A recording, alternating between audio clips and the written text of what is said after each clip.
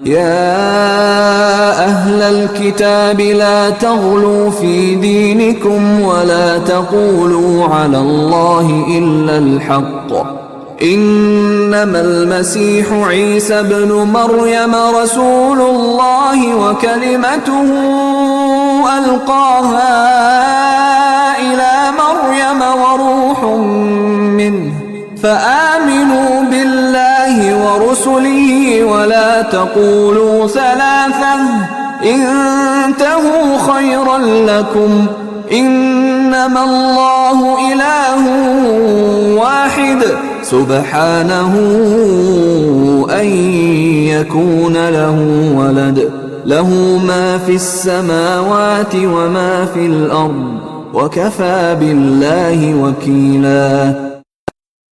അല്ലയോ വേദക്കാരെ, സ്വമതത്തിൽ അതിരു കവിയാതിരിക്കുവിൻ. സത്യമല്ലാത്തതൊന്നും അല്ലാഹുവിന്റെ പേരിൽ ആരോപിക്കാതിരിക്കുവിൻ. മറിയമിന്റെ പുത്രൻ ഈസാ മസീഹ് ദൈവദൂതനും ദൈവം മറിയമിലേക്ക് അയച്ച വചനവുമല്ലാതെ മറ്റൊന്നുമായിരുന്നില്ല. അല്ലാഹുവിങ്കൽ നിന്നുള്ള ഒരാത്മാവ് മറിയമിന്റെ ഗർഭാശയത്തിൽ ശിശുവായി രൂപം കൊണ്ടതായിരുന്നു. നിങ്ങളും അല്ലാഹുവിലും അവന്റെ ദൂതന്മാരിലും വിശ്വസിക്കുക. തൃത്വം വാദിക്കാതിരിക്കുക. അതിൽ നിന്ന് വിരമിക്കുക. അതാണ് നിങ്ങൾക്കുത്തമം. അല്ലാഹു ഏകനാകുന്നു. പുത്രനുണ്ടായിരിക്കുന്നതിൽ നിന്ന് പരിശുദ്ധനുമാകുന്നു. ആകാശഭൂമികളിലുള്ളതൊക്കെയും അവന്റേതത്രേ. അവയുടെ കൈകാര്യത്തിനും മേൽനോട്ടത്തിനും അവൻ തന്നെ എത്രയും മതിയായവനല്ലോ. ഇവിടെ വേദക്കാരെന്ന് വിളിക്കുന്നത് ക്രൈസ്തവരെയാണ്. ഒരു കാര്യത്തെ അനുകൂലിക്കുന്നതിൽ അതിരു കവിയുകയാണ് ഉലുവ് അഥവാ തീവ്രത. മസീഹിനെ നിഷേധിച്ചതിലും എതിർത്തതിലും അതിരു കവിഞ്ഞതാണ് യഹൂദന്മാരുടെ തെറ്റ്. അതുപോലെ യേശുവോടുള്ള ഭക്തിവിശ്വാസത്തിലും സ്നേഹത്തിലും അതിരു കവിഞ്ഞതാണ് ക്രിസ്ത്യാനികളുടെ ദോഷം. കലിമത്തിനാണ് വചനം എന്ന് തർജ്ജമ കൊടുത്തിട്ടുള്ളത്. മറിയമിലേക്ക് വചനമയച്ചു എന്നാൽ പുരുഷബീജ സങ്കലനമില്ലാതെ ഗർഭം ധരിക്കണമെന്ന് മറിയമിന്റെ ഗർഭാശയത്തിൽ അല്ലാഹു ഉത്തരവിട്ടു എന്നർത്ഥം. പിതാവിനെ കൂടാതെയുള്ള യേശുവിന്റെ ജനന രഹസ്യം ഇതാണ് എന്ന് ക്രിസ്ത്യാനികൾക്ക് ആരംഭത്തിൽ അറിയിക്കപ്പെട്ടിരുന്നു. പക്ഷേ ഗ്രീക്ക് തത്വശാസ്ത്രത്താൽ വഴി പിഴപ്പിക്കപ്പെട്ടതു നിമിത്തം പിന്നീട് അവരത് ദുർവ്യാഖ്യാനം ചെയ്യുകയാണുണ്ടായത്. ആദ്യമായി കലിമത്ത് എന്ന പദം കലാമിന്റെയും നുത്ക് അഥവാ ദിവ്യവചനത്തിന്റെയും പര്യായമായി മനസ്സിലാക്കപ്പെട്ടു. അനന്തരം ദൈവസത്തയുടെ ഗുണങ്ങളിലൊന്നായ വചനം മറിയമിന്റെ ഗർഭാശയത്തിൽ പ്രവേശിച്ച് ശരീരാകൃതി പ്രാപിച്ച് യേശുവായി വെളിപ്പെട്ടുവെന്ന് സങ്കൽപ്പിക്കുകയും ചെയ്തു. ഇങ്ങനെയാണ് ക്രൈസ്തവരിൽ മസീഹ് ദൈവമാണെന്ന അബദ്ധവിശ്വാസം ഉയരെടുത്തത്. ദൈവം താൻ തന്നെ അഥവാ അവന്റെ അനശ്വര ഗുണങ്ങളിലൊന്നായ ദിവ്യവചനം യേശുവിന്റെ രൂപത്തിൽ അവതരിച്ചു എന്ന വിശ്വാസസങ്കല്പം വേരുറച്ചു പോവുകയും ചെയ്തു. ഈ സൂക്തത്തിൽ മസീഹിനെ അല്ലാഹുവിങ്കൽ നിന്നുള്ള ഒരാത്മാവ് എന്നും പറഞ്ഞിരിക്കുന്നു. ഇതേ വിഷയം സൂറത്തുൽ ബഖറയിൽ അവതരിപ്പിച്ചത് അദ്ദേഹത്തെ നാം പരിശുദ്ധാത്മാവിനാൽ പ്രബലനാക്കിയെന്നാണ്. രണ്ടു വാചകങ്ങളുടെയും സാരമിതാണ്. തിന്മയുടെ മാലിന്യങ്ങളിൽ നിന്ന് തികച്ചും പരിശുദ്ധവും സത്യധർമ്മനിർഭരവും സദ്ഗുണസമ്പൂർണവുമായ പാവനാത്മാവാണ് മസീഹിന് ദൈവം നൽകിയിട്ടുള്ളത്. ക്രൈസ്തവർക്ക് അറിയിച്ചു കൊടുത്ത നിർവചനവും ഇതുതന്നെയായിരുന്നു. പക്ഷേ അവരതിൽ അതിരു കവിഞ്ഞുപോയി. ദൈവത്തിൽ നിന്നുള്ള ആത്മാവിനെ ദൈവാത്മാവാക്കി. പരിശുദ്ധാത്മാവിന് മസീഹിൽ വിലയം ചെയ്ത ദൈവത്തിന്റെ പരിശുദ്ധാത്മാവെന്നും അർത്ഥം കൽപ്പിച്ചു.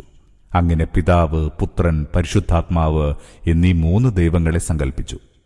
ഈ സൂക്തത്തിൽ നിങ്ങളും അല്ലാഹുവിലും അവന്റെ ദൂതന്മാരിലും വിശ്വസിക്കുക എന്ന് പറഞ്ഞതിന്റെ വിവക്ഷ ഇതാണ്: അല്ലാഹുവെ ഏകദൈവമായി വിശ്വസിക്കുക, ദൈവത്തിന്റെ എല്ലാ ദൂതന്മാരുടെയും ദൗത്യം അംഗീകരിക്കുക. അതിലൊരു ദൂതൻ മാത്രമാണ് മസീഹ്. യഥാർത്ഥത്തിൽ യേശു ഉപദേശിച്ചതും അതുതന്നെയായിരുന്നു. അദ്ദേഹത്തിന്റെ യഥാർത്ഥ അനുയായി അനുവർത്തിക്കേണ്ട നയവും അതത്രേ. ത്രിത്വം വാദിക്കാതിരിക്കുക എന്നാൽ ത്രിയേകത്വ വിശ്വാസം ഉപേക്ഷിക്കുക എന്നർത്ഥം. അത് ഏത് രൂപത്തിലുള്ളതായാലും ശരി. ക്രിസ്ത്യാനികൾ ഒരേ സമയത്ത് ഏകദൈവ വിശ്വാസവും ത്രിയേകത്വവും വാദിക്കുന്നുവെന്നതാണ് വാസ്തവം. സുവിശേഷങ്ങളിലെ മസീഹിന്റെ വ്യക്തമായ വാക്കുകളെ പ്രമാണമാക്കുന്ന ഒരു ക്രിസ്ത്യാനിക്കും ദൈവത്തിന്റെ ഏകത്വത്തെ നിഷേധിക്കാനാവില്ല. എന്നാൽ ദിവ്യവചനം മസീഹായി അവതരിച്ചുവെന്നും ദിവ്യാത്മാവ് മസീഹിൽ വിലയം പ്രാപിച്ചുവെന്നുമുള്ള തെറ്റിദ്ധാരണയിൽ അവർ കുടുങ്ങിപ്പോയതിന്റെ ഫലമായി യേശുക്രിസ്തുവിന്റെയും പരിശുദ്ധാത്മാവിന്റെയും ദിവ്യത്വം പ്രപഞ്ചകർത്താവിന്റെ ദിവ്യത്വത്തോടൊപ്പം വിശ്വസിക്കാൻ അവർ സ്വയം നിർബന്ധിതരായി. ഈ നിർബന്ധിത വിശ്വാസത്താൽ പരിഹരിക്കാനാവാത്ത ഒരു സങ്കീർണ പ്രശ്നത്തിൽ ചെന്ന് പെടുകയും ചെയ്തു. ഏകദൈവത്വത്തോട് ത്രിയേകത്വത്തെയും ത്രിയേകത്വത്തോട് ഏകദൈവത്വത്തെയും എങ്ങനെ കൂട്ടിച്ചേർക്കാമെന്നതാണ് ആ പ്രശ്നം. ഏതാണ്ട് 18 നൂറ്റാണ്ടുകളായി ഈ വിഷമപ്രശ്നം പരിഹരിക്കാൻ ക്രൈസ്തവ പണ്ഡിതന്മാർ തലപുണ്ണാക്കുകയാണ്. ഇതിന്റെ വ്യാഖ്യാനങ്ങളെ ആസ്പദമാക്കി ദശക്കണക്കിൽ കക്ഷികൾ അവരിലുണ്ടായിരിക്കുന്നു. ഓരോ കക്ഷിയും ഇതര കക്ഷികളെ അവിശ്വാസികളാക്കുന്നു. ഈ തർക്കവിതർക്കങ്ങളിൽ പള്ളികളും സഭകളും വേർപെട്ടു. തങ്ങളുടെ എല്ലാ തത്വശാസ്ത്ര നൈപുണ്യവും ഈ വിഷയത്തിൽ ചെലവഴിക്കപ്പെട്ടുകൊണ്ടിരുന്നു. വാസ്തവത്തിൽ ഈ വിഷമത ദൈവമുണ്ടാക്കിയതല്ല, ദൈവദൂതനായ യേശു ഉണ്ടാക്കിയതുമല്ല. ഈ പ്രശ്നം ഇതേ നിലയിൽ പരിഹരിക്കുക സാധ്യവുമല്ല. ദൈവം മൂന്നായിരിക്കുകയും അതേസമയം ഏകദൈവത്വം നിലനിൽക്കുകയും ചെയ്യുക എങ്ങനെ സാധ്യമാവും? ഈ വൈരുദ്ധ്യം ക്രൈസ്തവരുടെ അതിരുകവിഞ്ഞ വാദത്തിന്റെ മാത്രം സൃഷ്ടിയാണ്. ഈ വാദത്തിൽ നിന്ന് വിരമിക്കുക മാത്രമേ അതിന് പരിഹാരമുള്ളൂ. യേശു പരിശുദ്ധാത്മാവും ദൈവവുമാണെന്ന ധാരണ ഉപേക്ഷിക്കുക. അള്ളാഹുവെ ഏകദൈവമായും യേശുക്രിസ്തുവെ അള്ളാഹുവിന്റെ ദൂതൻ മാത്രമായും അംഗീകരിക്കുക. ഒരു വിധത്തിലും ദിവ്യത്വത്തിൽ പങ്കാളിയായി ഗണിക്കാതിരിക്കുക. ഇത് മാത്രമാണ് ക്രൈസ്തവരുടെ പ്രശ്നത്തിനുള്ള പ്രതിവിധി. അള്ളാഹു പുത്രനുണ്ടാകുന്നതിൽ നിന്ന് പരിശുദ്ധനാകുന്നു എന്ന വാക്യം ക്രൈസ്തവരുടെ 4ാം അതിവാദത്തിന്റെ ഖണ്ഡനമാണ്. ബൈബിൾ പുതിയ നിയമത്തിലെ റിപ്പോർട്ടുകൾ ശരിയാണെങ്കിൽ തന്നെ അതിൽ നിന്ന് കവിഞ്ഞാൽ ഇത്രയേ തെളിയുന്നുള്ളൂ. ദൈവവും അടിമകളും തമ്മിലുള്ള ബന്ധത്തെ പിതാവും സന്താനങ്ങളും തമ്മിലുള്ള ബന്ധത്തോട് യേശുക്രിസ്തു ഉപമിക്കുകയുണ്ടായി. എന്നാൽ ദൈവത്തിന് പിതാവ് എന്ന പ്രയോഗം ആലങ്കാരികമായി മാത്രമാണ് അദ്ദേഹം ഉപയോഗിച്ചിരുന്നത്. ഇതാകട്ടെ മസീഹിന്റെ മാത്രം സവിശേഷതയല്ല.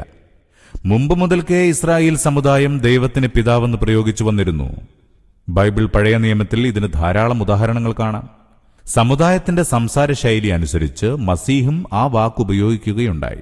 ദൈവം തന്റെ പിതാവെന്നല്ല, സർവ്വ മനുഷ്യരുടെയും പിതാവെന്നാണ് അദ്ദേഹം പറഞ്ഞിരുന്നത്. എന്നാൽ ക്രിസ്ത്യാനികൾ ഇവിടെയും അതിരുകവിഞ്ഞ് മസീഹിനെ ദൈവത്തിന്റെ ഒരേ ഒരു പുത്രനായി കൽപ്പിച്ചു. ദൈവത്തിന്റെ അവതാരവും വചനവും ദൈവാത്മാവ് ജഡരൂപത്തിൽ വെളിപ്പെട്ടതുമാകയാൽ മസീഹ് ദൈവത്തിന്റെ ഏകപുത്രനാണ്. മനുഷ്യരുടെ പാപം സ്വന്തം ശിരസിൽ വഹിച്ച് ക്രൂശിക്കപ്പെടാനും അങ്ങനെ മനുഷ്യപാപത്തിന് പ്രായശ്ചിത്തമായി സ്വന്തം രക്തം നൽകാനുമാണ് ആ ഏകജാതപുത്രനെ ദൈവം ഭൂമിയിലേക്ക് അയച്ചത്. വിചിത്രമായ ഈ സിദ്ധാന്തത്തിന് മസീഹിന്റെ വാക്കിൽ നിന്ന് ഒരു തെളിവും ഉന്നയിക്കുക സാധ്യമല്ല. ഈ വിശ്വാസം ക്രിസ്ത്യാനികളുടെ ഭാവനാസൃഷ്ടി മാത്രമാണ്. തങ്ങളുടെ പ്രവാചകന്റെ മഹാവ്യക്തിത്വത്തിൽ ആകൃഷ്ടരായി അതിർ കവിഞ്ഞു പോയതിന്റെ ഫലമാണത്. പ്രായശ്ചിത്ത വിശ്വാസത്തെ അള്ളാഹു ഇവിടെ ഖണ്ഡിച്ചില്ല. കാരണം അത് സ്വതന്ത്രമായൊരു വിശ്വാസമല്ല. മസീഹിനെ ദൈവപുത്രനാക്കിയതിന്റെ അനന്തരഫലവും ദൈവപുത്രനെങ്കിൽ കുരിശിൽ വെച്ച് ശാപമൃത്യു അടഞ്ഞതെന്തിന് എന്ന ചോദ്യത്തിനുള്ള തത്വശാസ്ത്രപരമായ ന്യായീകരണവുമാണത്. ദൈവപുത്രനെന്ന വിശ്വാസം ഖണ്ഡിക്കുകയും ക്രൂശിക്കപ്പെട്ടുവെന്ന അബദ്ധധാരണ ദൂരീകരിക്കുകയും ചെയ്തു കഴിഞ്ഞാൽ പ്രായശ്ചിത്ത വിശ്വാസം സ്വയം നിരാകരിക്കപ്പെടുന്നതാണ്. ഇവിടെ ആകാശഭൂമികളിലുള്ള ദൈവത്തിന്റെ ഉടമസ്ഥത പരാമർശിക്കുന്നതിന്റെ സാരമിതാണ്. പ്രപഞ്ചത്തിലെ ഒരു വസ്തുവോടും ദൈവത്തിന് പിതൃപുത്രബന്ധമില്ല. അടിമയുടമ ബന്ധമാണ് അള്ളാഹുവും പ്രപഞ്ചവും തമ്മിലുള്ളത്. ദിവ്യത്വ വ്യവസ്ഥ നോക്കി നടത്താൻ ദൈവം തന്നെ ധാരാളം മതി. മറ്റാരുടെയും സഹായം അതിനാവശ്യമില്ല. എങ്കിലല്ലേ ഒരു പുത്രനെ വരിക്കേണ്ടതുള്ളൂ എന്നാണ് വഖഫാ ബില്ലാഹി വക്കീലൻ എന്ന വാക്കിന്റെ താൽപര്യം. لن يستنكف المسيح أن يكون عبدا لله ولا الملائكة المقربون ومن يستنكف عن عبادته ويستكبر فسيحشرهم إليه جميعا. അള്ളാഹുവിന്റെ അടിമയായിരിക്കുന്നതിൽ മസീഹിന് ഒരിക്കലും കുറച്ചിൽ തോന്നിയിട്ടില്ല. അള്ളാഹുവിന്റെ സമീപസ്ഥരായ മലക്കുകൾക്കുമില്ല. ആരെങ്കിലും അള്ളാഹുവിന്റെ അടിമത്തം അംഗീകരിക്കുന്നത് കുറച്ചിലായി കരുതുകയും അഹങ്കരിക്കുകയും ചെയ്യുന്നുവെങ്കിൽ ഓർത്തിരിക്കുക, അള്ളാഹു അവരെയെല്ലാം ഒരുമിച്ചു കൂട്ടി അവന്റെ മുമ്പിൽ ഹാജരാക്കുന്ന ഒരവസരം വരുന്നുണ്ട്.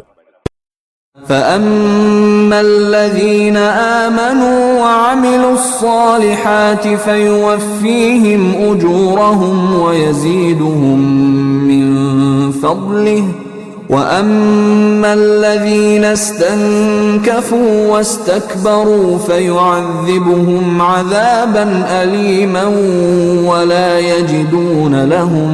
ولا يجدون لهم من دون الله وليا ولا نصيرا.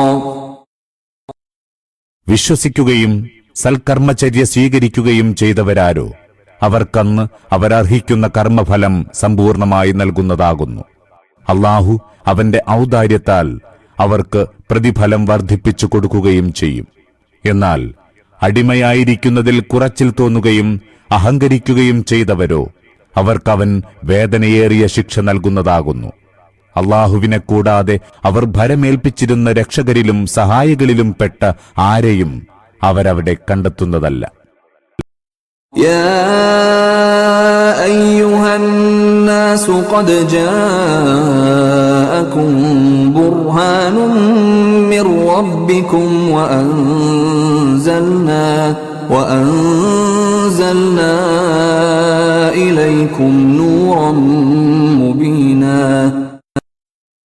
അല്ലയോ ജനങ്ങളെ, നിങ്ങളുടെ നാഥങ്കൽ നിന്നുള്ള ന്യായപ്രമാണം നിങ്ങളിൽ വന്നുകഴിഞ്ഞിരിക്കുന്നു. വ്യക്തമായി വഴി കാണിച്ചു തരുന്ന വെളിച്ചം നാം നിങ്ങളിലേക്ക് അയച്ചിരിക്കുന്നു. فأما الذين آمنوا بالله واعتصموا به فسيدخلهم في رحمة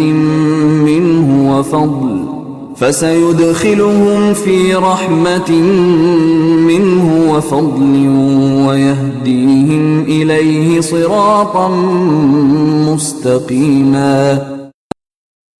ആകയാൽ ഇനി അല്ലാഹുവിൽ വിശ്വസിക്കുകയും അവന്റെ സംരക്ഷണം തേടുകയും ചെയ്തവരാരോ അവരെ അവൻ തന്റെ കാരുണ്യത്തിന്റെയും അനുഗ്രഹത്തിന്റെയും തണലിൽ പ്രവേശിപ്പിക്കുന്നതും തന്നിലേക്കെത്തിച്ചേരുന്നതിനുള്ള നേരായ പാതയിലൂടെ നയിക്കുന്നതുമാകുന്നു. يستفتونك قل الله يفتيكم في الكلالة إن امرؤ هلك ليس له ولد وله أخت فلها نصف ما ترك وهو يرثها إن لم يكن لها ولد فإن كانت اثنتين فلهما الثلثان مما ترك وإن كانوا إخوة رجالا ونساء فللذكر مثل حظ الأنثيين يبين الله لكم أن تضلوا والله بكل شيء عليم. പ്രവാചക, ജനം നിന്നോട് കലാലയെ സംബന്ധിച്ച് വിധി ചോദിക്കുന്നുണ്ടല്ലോ. പറയുക, അല്ലാഹു നിങ്ങൾക്ക് വിധി നൽകുന്നു. മക്കളില്ലാത്ത ഒരാൾ മരിച്ചുപോയാൽ അയാൾക്ക് ഒരു സഹോദരിയുണ്ടെങ്കിൽ ദായധനത്തിൽ പകുതി അവൾക്കുള്ളതാകുന്നു. സഹോദരിയാണ് മക്കളില്ലാതെ മരിക്കുന്നതെങ്കിൽ അപ്പോൾ സഹോദരൻ അവളുടെ ദായധനാവകാശിയായിരിക്കും. പരേതന് 2 സഹോദരികൾ അവകാശികളായുണ്ടെങ്കിൽ അവർ ദായധനത്തിന്റെ 2 ഭാഗത്തിന് അർഹരാകുന്നു. ഇനി ആണും പെണ്ണുമായി പല സഹോദരങ്ങളുണ്ടെങ്കിൽ അപ്പോൾ ഒരു പുരുഷവിഹിതം 2 സ്ത്രീവിഹിതത്തിന് തുല്യമായിരിക്കും. അല്ലാഹു നിയമങ്ങൾ വിശദീകരിച്ചു തരുന്നു, നിങ്ങൾ പിഴച്ചു പോകാതിരിക്കേണ്ടതിന്. അല്ലാഹു സകല സംഗതികളിലും അഭിജ്ഞനല്ലോ. ഈ സൂറയുടെ ഇതുവരെയുള്ള ഭാഗങ്ങൾ അവതരിച്ച് വളരെ കഴിഞ്ഞ ശേഷം ഇറങ്ങിയതാണ് ഈ സൂക്തം. ഖുർആനിൽ ഏറ്റവും ഒടുവിൽ അവതരിച്ചതാണ് ഈ വാക്യമെന്ന് ചില നിവേദനങ്ങളിൽ നിന്ന് മനസ്സിലാവുന്നു. അത് ശരിയല്ലെന്ന് വന്നാൽ തന്നെ ഹിജ്റ 9 ഇത് അവതരിച്ചതെന്നും അതിന് എത്രയോ മുമ്പേ സൂറത്ത് നിസാ ഒരു പൂർണ്ണ അധ്യായമെന്ന നിലയിൽ ഓതപ്പെട്ടിരുന്നുവെന്നും തെളിഞ്ഞിട്ടുണ്ട്.